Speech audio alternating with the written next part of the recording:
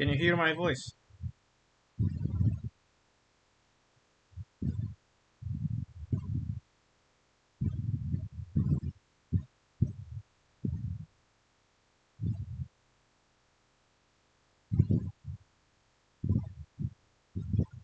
you hear my voice? Okay. So, um, so I have this book.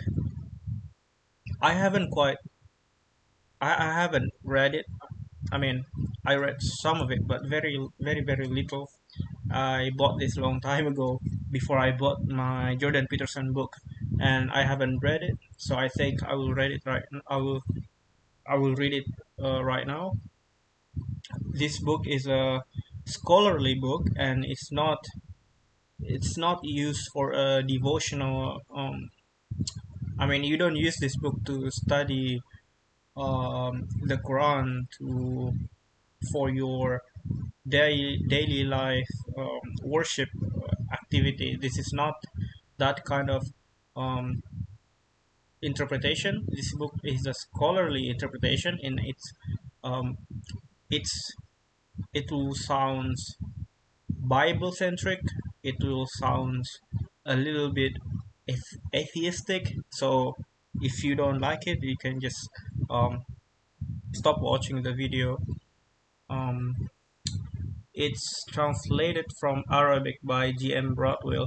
I will not read this version of translation because the translation is a little bit old English, like a KJV. So I cannot understand old language.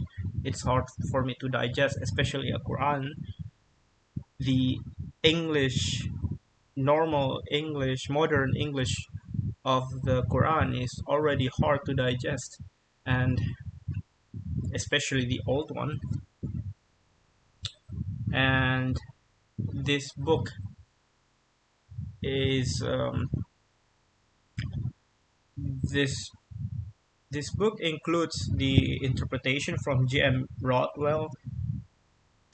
Mm, this book is an old book, as in maybe the state of the scholarly consensus of the Quran has changed right now, because of course knowledge always change, right? Um, it's so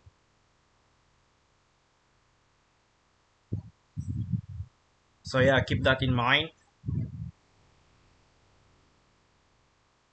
The information from this book might not the current scholarly consensus, might not be the current scholarly consensus. So keep that in mind. All right. So uh, in this book, it says, okay. So we know that the Quran is composed of um, a surah. Surah is like a chapter, not quite a chapter, because usually inside the chapter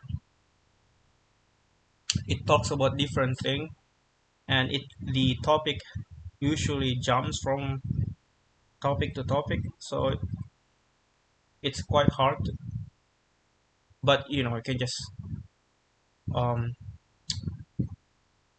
just think of it as a chapter. um,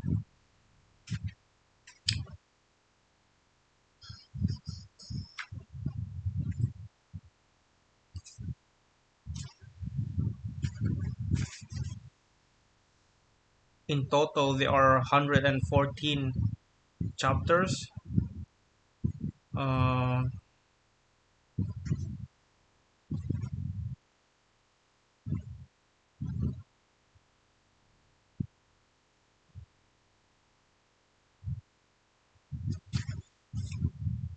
in Okay, so actually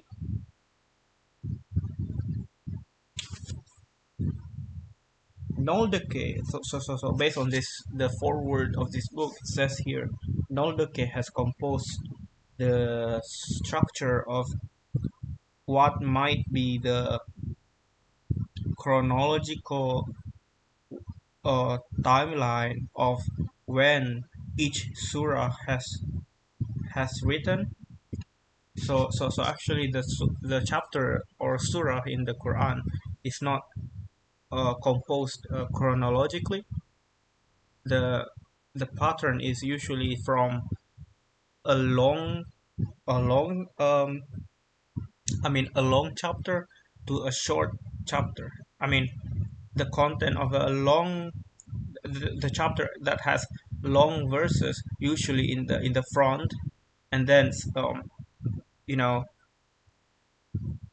it's decreasing after that. Except the the the, the exception is the first chapter or the first surah, which is a very which is the which has small verse, a little verses than the second um, chapter. From the first chapter, very little, and then in the second chapter, very large, and then it's getting uh, smaller and smaller after that. So that's how. Well, of course, this is not. If you ask a Muslim, they will not agree with that because that doesn't sound. How do you say it? It doesn't sound Islamic. It sounds like human human conclusion, which it is. It is a human conclusion based on what we see. Um, but of course not. The I heard that the structure of the surah, based on the tradition of the hadith, it came from the angel that talks to Muhammad, and um, you know, and basically reminding him about the structure of the um, surah, which one is the first, second, third until the end. So that's the Muslim will believe based on the hadith or tradition stories. So yeah, let me read this chapter for you. The grouping that is most widely known and referred to in the West is that of Noldeke. It is of some use, provided that it is realized that such a grouping can act only as a rough guide and okay, no. I will read the paragraph above that. It has become traditional to divide the surahs into 4 or 5 periods: early Meccan, middle Meccan, late Meccan, and Medinan being the most popular schema. Um, so there is some justification for this, particularly as far as the Medinan period is concerned. It has two serious drawbacks. Many of the surahs contain material from at least two periods, and the criteria for classification, particularly for the Middle Meccan and Late Meccan periods, are somewhat vague and impressionistic. Moreover, the groupings by and large ignore the composite nature of the surahs. Okay. No. Let me read it from the first paragraph. This is an introduction about the form of the Quran. You guys need to know this before I read the surah. Okay. Okay. In the standard form in which we have it today, the Quran is divided into 114 chapters of very unequal length. It's called surahs. The surahs are the working units of the revelation. They are largely composite. I don't know what's composite mean. Um, all but one.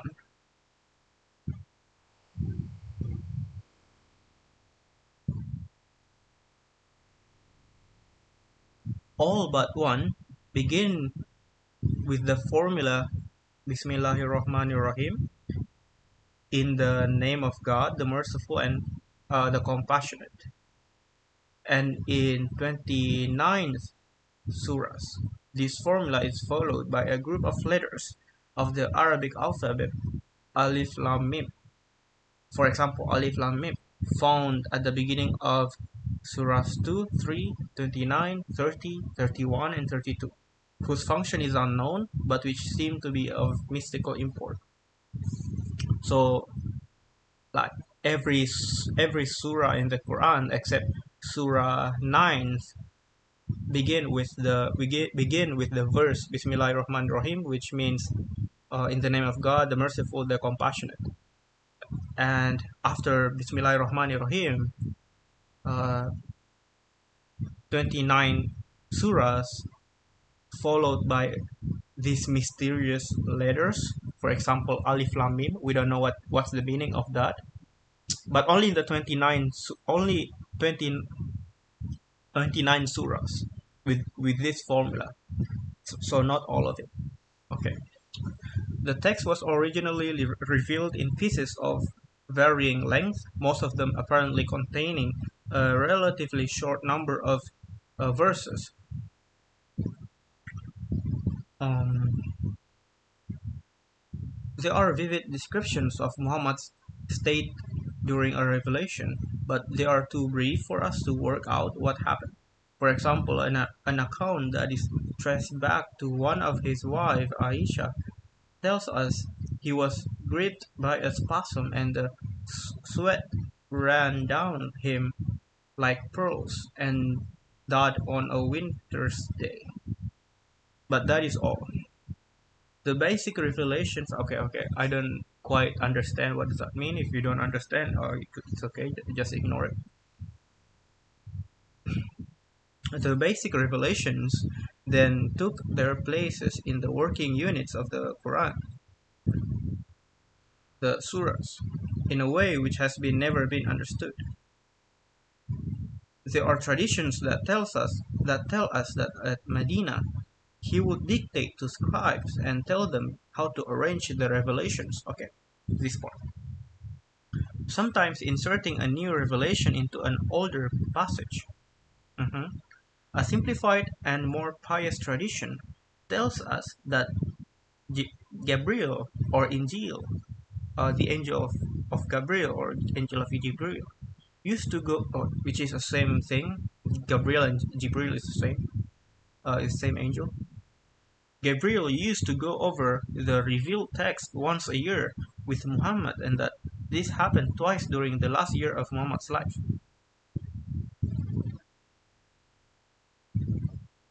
Revelations are believed to have occurred over a period of years from 610 AD to Muhammad's death in June 632 AD. Okay, so Jibril, that's the tradition that I told you about Jibril. Make sure the structure is correct. The Quran was originally revealed orally, but in quite early passages it refers to itself as the book, and there is some evidence of pieces being committed to writing whilst Muhammad was still at Mecca. There's no evidence that he used scribes at Mecca, but in the later years at Medina, he appears to have had a group of them, each with a special responsibility for a part of the text. It is not clear what happened to their material after Muhammad's death, but in comparison with other religions, the sacred text moved very quickly towards the form in which we have it today.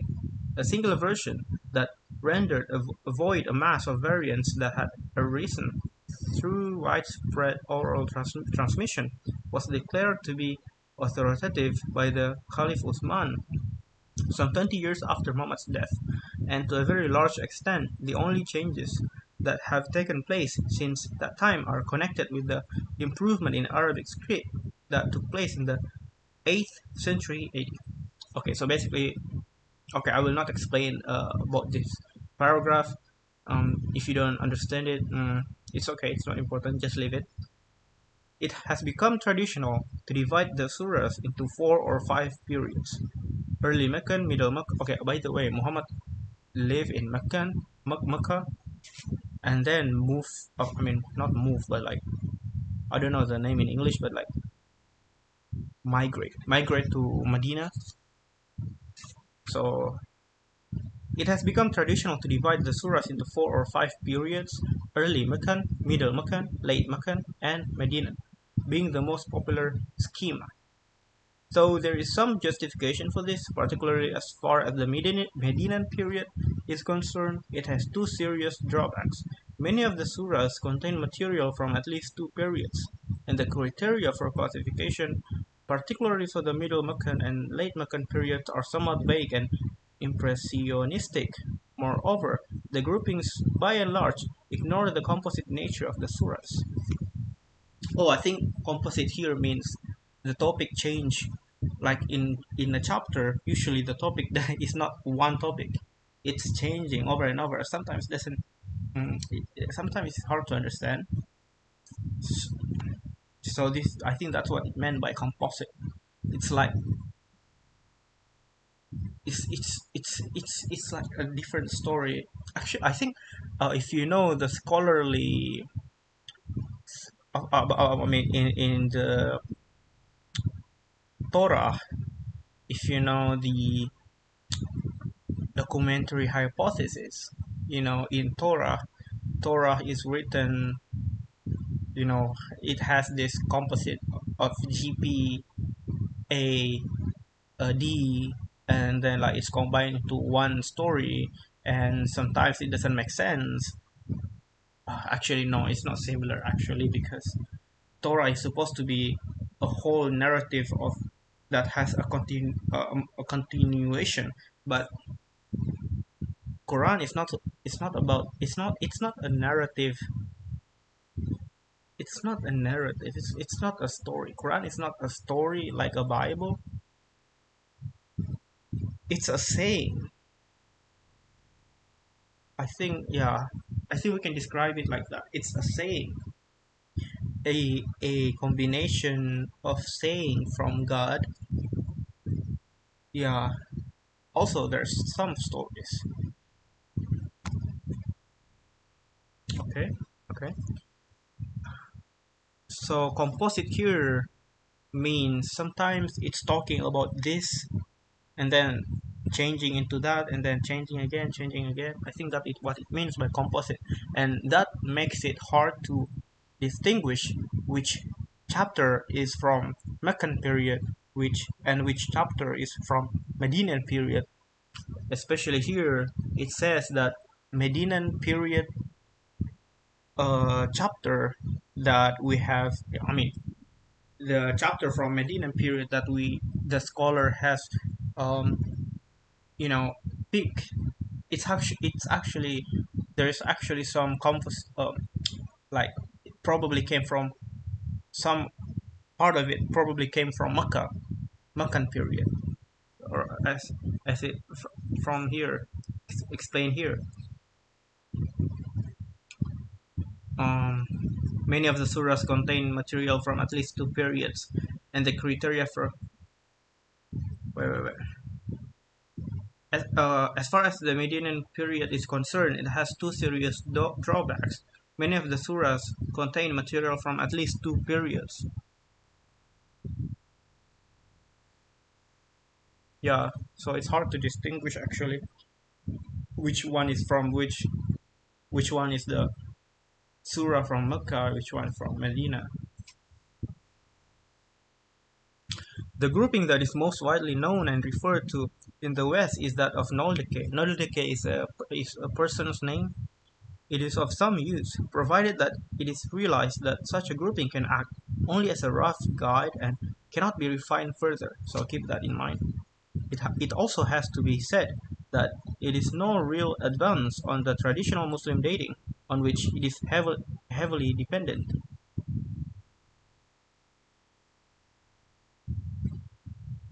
With the surahs put in the numerical order to eliminate some of the pseudo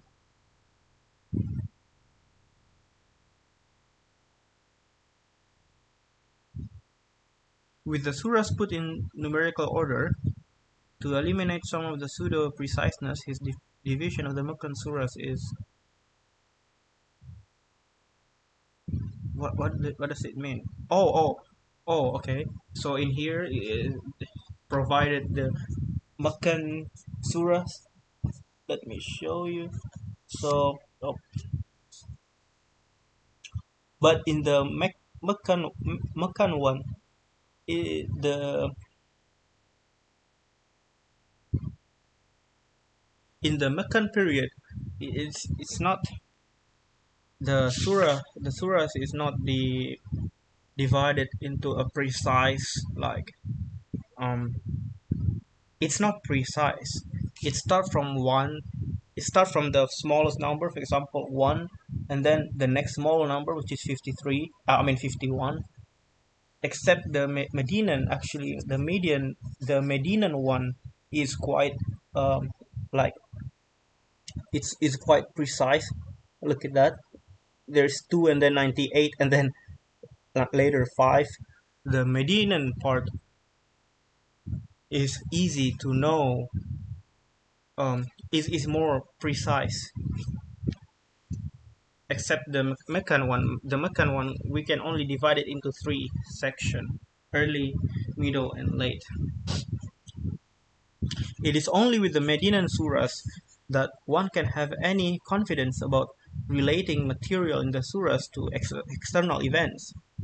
I think if external events here relating to tradition, hadith, even then there are a fair number whose position in the list is somewhat doubtful.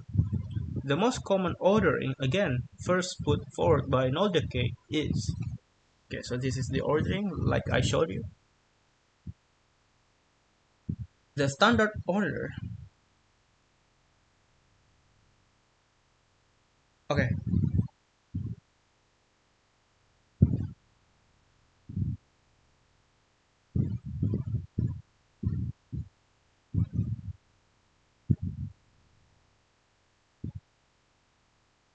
okay.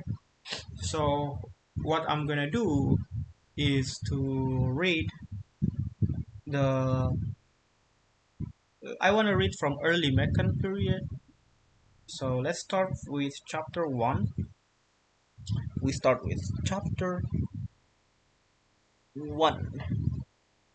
Actually, I'm really tired right now. I just come back from the gym. Mm, okay, I'm not gonna read from this book. I will check the interpretation of this book, but I will not read like the Quran from this book. It's hard to understand.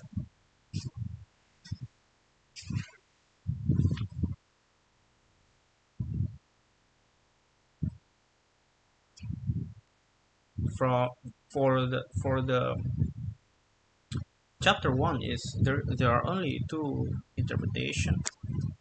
I mean two verse that has interpretation on it.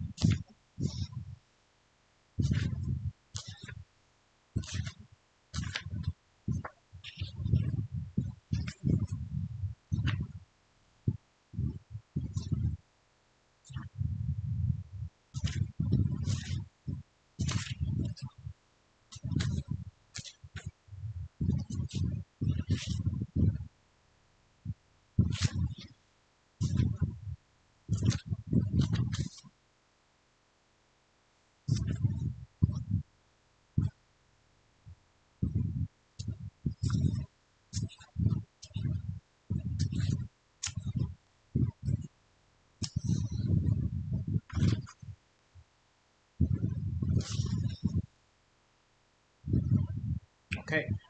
Um.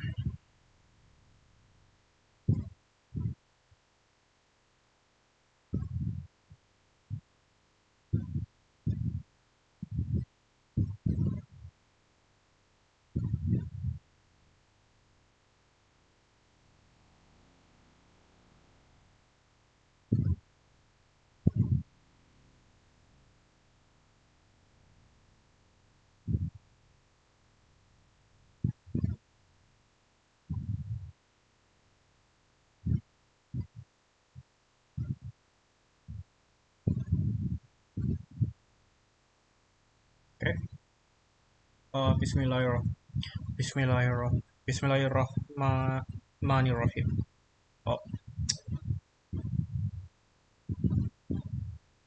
Oh, Bismillahirrahmanirrahim. Wait, should we say ro or ro? Oh my God, it has been a long time. I Bismi, I think Bismillahirrahmanirrahim. Bismillah Bismillahirrahmanirrahim. Okay. In the name of Allah, the most compassionate, most merciful. We actually has interpretation about that. This formula, Bismillahirrahmanirrahim, is prefixed to each surah except the ninth. The former of the two epithets implies that the mercy of God is exercised as occasions arise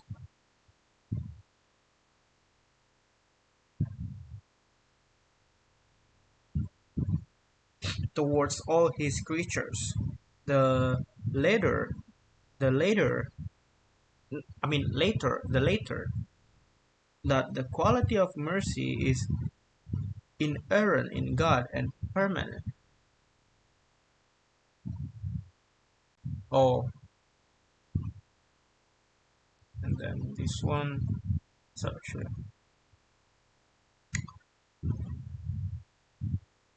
so that there is only a shade of difference between the two words. Ah, there's only a shade of difference between two words. Actually, I think this the Sahih International describes it best.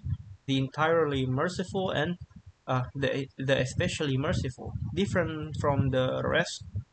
The rest used a different word like this, right? Gracious, most merciful. Even in Indonesia, use different word. These two has quite. These two have quite different meaning. Well, let's check the no this book. What does it says? In the name of God, the compassionate, the merciful. Oh, okay. It uses compassionate, the merciful, the compassionate, the merciful. I don't know what's the meaning of compassionate actually. Okay, but there is only a shade of difference between the two words. Maraki, I think that's a person's name. Maraki well renders in nomine Dei miseratoris misericordis. The rendering I have adopted is that of Mr. Lane in his extracts from the Koran. Perhaps in the name of Allah, the God of mercy, the merciful, would be more fully expressed the original Arabic. Oh, in the name of Allah, the God of mercy. Oh yeah, yeah, yeah. Okay, it's similar to the Sahih International. In the name of Allah, the God of mercy, the merciful, would more fully express the original Arabic.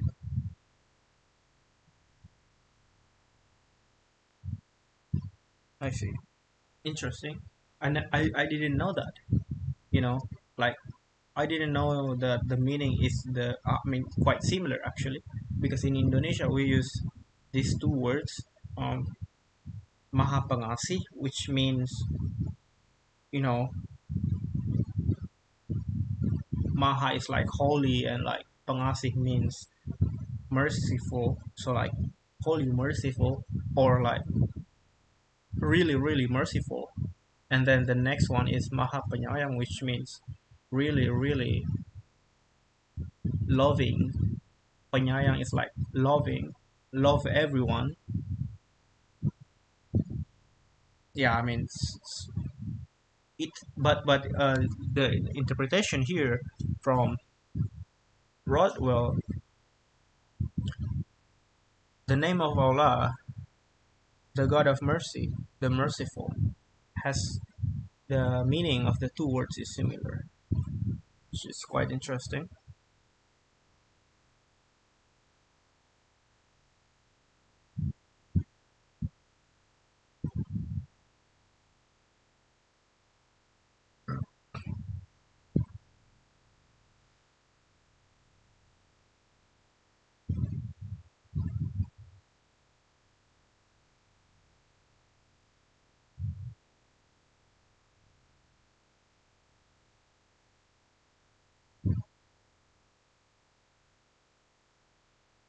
I will not read every interpretation from this book because I think it will be redundant and not really important.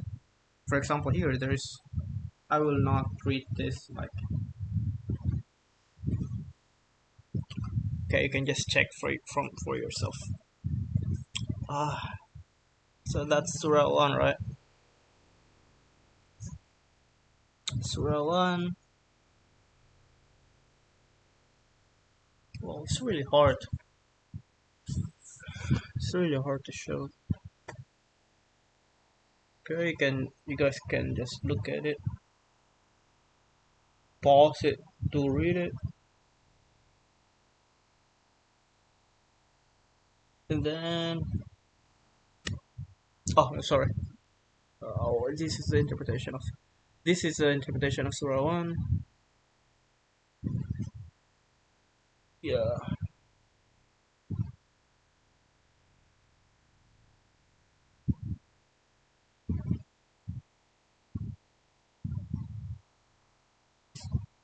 Okay, you can just pause it to if you want to read it. Okay, Surah one, finish.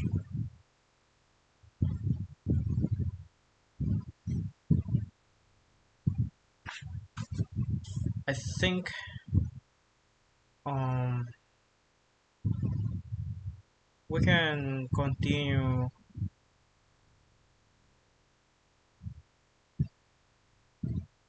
We can continue this in the next stream because I don't. I'm, I'm, I'm tired and I wanna take a rest. Just came back from the gym and I'm really tired.